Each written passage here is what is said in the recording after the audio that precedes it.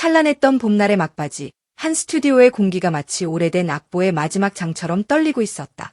붉은 조명 아래 객석의 숨소리마저 가늘어질 때 수십 년 동안 생방송의 파도를 가르며 흔들림 없는 표정으로 가요사의 순간들을 소개해온 김동건 아나운서가 있었다.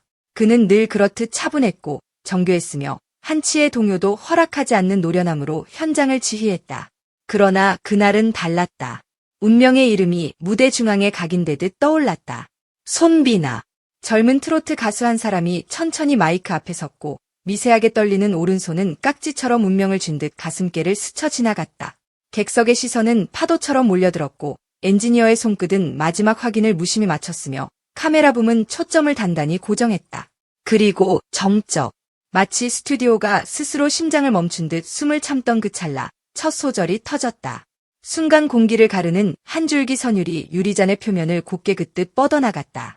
그 한 음절의 온도와 질감, 미세한 떨림과 호흡이 스피커를 타고 빠르게 확산되는 사이 모두의 시선은 무대보다 목소리의 궤적에 매달렸다. 그때 믿기 힘든 일이 일어났다. 갑작스러운 장비 이상으로 메인 스크린이 꺼졌고 일부 음향이 멈추며 스튜디오가 어둠과 정적의 틈새로 미끄러졌다. 관객석 어딘가에서 짧게 흘러나온 당혹의 탄식, 스태프 사이를 스친 얼음장 같은 침묵, 헤드셋 안을 가득 채운 현장 감독의 숨참는 호흡까지 모든 것이 흔들렸다. 모두가 방송사고를 예감하던 그 순간 기묘한 역전이 시작됐다. 증폭이 사라진 공간에서 오히려 더 또렷해진 생목소리. 전자 장치의 친절함이 사라지자 남은 것은 단 하나, 가수의 생생한 육성이었다. 손비나의 목소리는 충격의 중심을 정확히 찔렀다. 울림은 벽을 타고 천장을 스치며 되돌아왔고 음은 음을 잡아끌어 더 크고 깊은 소용돌이를 만들었다. 고음이 치솟을 때마다 이마를 타고 흘러내린 땀방울이 조명의 마지막 장광을 반사하며 별빛처럼 깜박였고 호흡 하나하나에는 오래 참아온 진심의 농도가 진득하게 배어 있었다. 전자음이 물러난 자리에서 소리의 본질만 남자, 노래는 기교를 벗고 생으로 눈앞에 선 현실이 되었다. 그리고 바로 그때 무대를 지켜보던 한 사람이 무너졌다.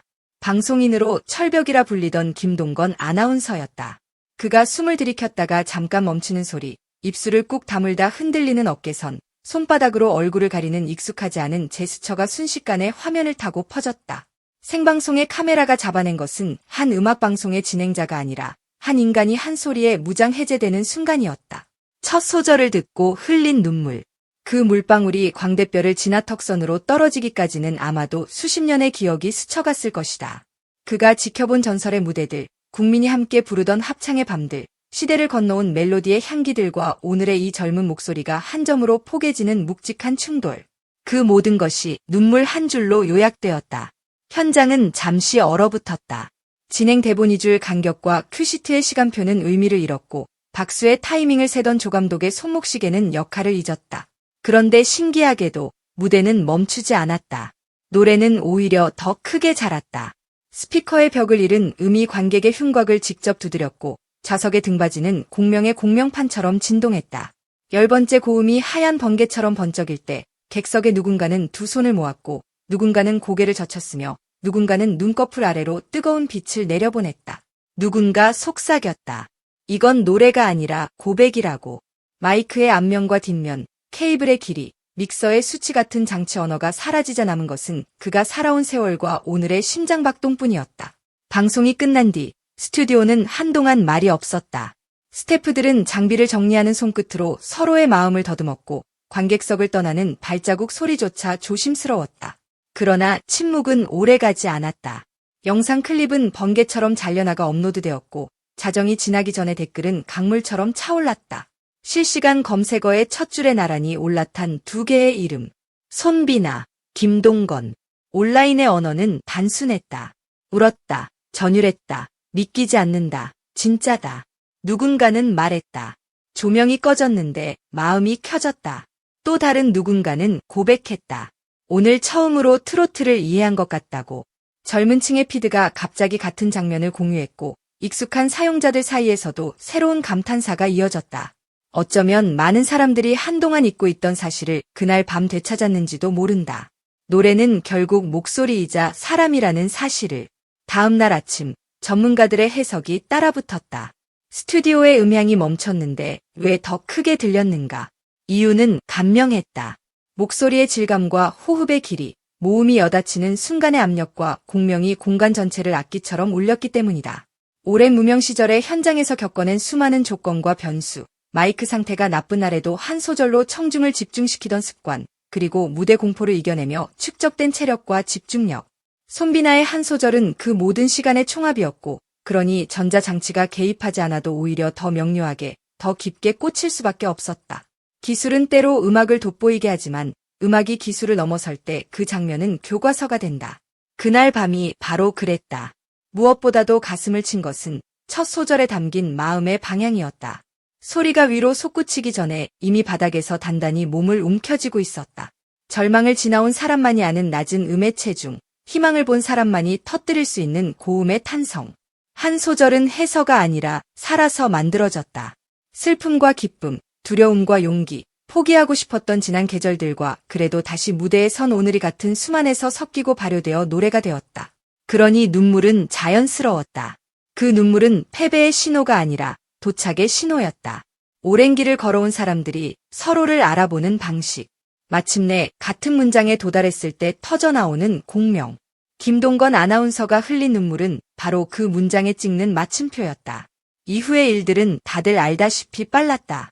클립의 조회수는 곡선을 그리다 어느 지점에서 수직으로 솟았고 모자와 머그컵에 박힐 법한 문장들이 해시태그가 되어 떠돌았다. 그러나 표면의 열광보다 더 오래 남을 것은 아마도 한 가지 질문일 것이다. 진짜 음악은 무엇인가? 화려한 편곡과 거대한 무대, 화로처럼 타오르는 특수 효과를 잠시 내려놓았을 때 남아있는 것. 곧게 선 멜로디와 정면으로 맞붙는 목소리, 그리고 듣는 사람의 마음. 그 세 가지가 하나의 선분을 만들 때 노래는 비로소 사건이 된다. 그날 밤, 첫 소절이 사건이 됐다. 그 소절을 들은 한 사람이 40년 만에 처음 눈물을 흘렸다. 그것으로 충분하다. 손비나는 다음날 담담하게 말했다고 한다. 내가 해야 할 일을 했을 뿐이라고. 그 말은 겸손의 포장지처럼 보이지만 실은 무게 있는 선언이었다. 해야 할 일. 무대에 서서 진심을 건네는 일, 장비가 꺼지면 꺼진 대로, 조명이 쓰러지면 쓰러진 대로, 남아있는 것으로 최고의 것을 만들어내는 일. 아마 그날의 전율을 기억하는 사람들은 오래도록 어떤 기준을 그 말 위에 포개어 측정하게 될 것이다. 다른 무대를 보게 될 때, 다른 노래를 듣게 될 때, 사람들은 무의식적으로 첫 소절을 떠올릴 것이다. 비교하려는 의도가 아니라 확인하려는 마음으로. 내 앞의 노래는 지금 진심인가? 숨 한 번의 무게, 한 번의 방향, 첫 소절의 용기. 이 셋이 있는가? 시간이 지나면 열광은 가라앉고 수치는 익힌다. 남는 것은 장면이다. 어둠 속에서 홀로 떠있는 목소리, 화면 귀퉁이를 타고 굴러내리던 눈물, 입술 안쪽에서 막 꺼내던 떨림, 객석을 스쳐간 조용한 오열, 그리고 그 모든 것 위로 천천히 내려앉던 정적. 그 장면이 언젠가 다큐멘터리의 한 부분으로, 음악사 책의 한쪽으로, 혹은 누군가의 마음속에서 오랫동안 살아 움직이는 기억으로 남을 것이다. 그때도 설명은 간단할 것이다. 한 가수가 첫 소절을 불렀고 한 진행자가 그 소절을 듣고 울었다. 무언가가 도착했다고 모두가 알았다. 그래서 그날 밤은 전설이 되었다.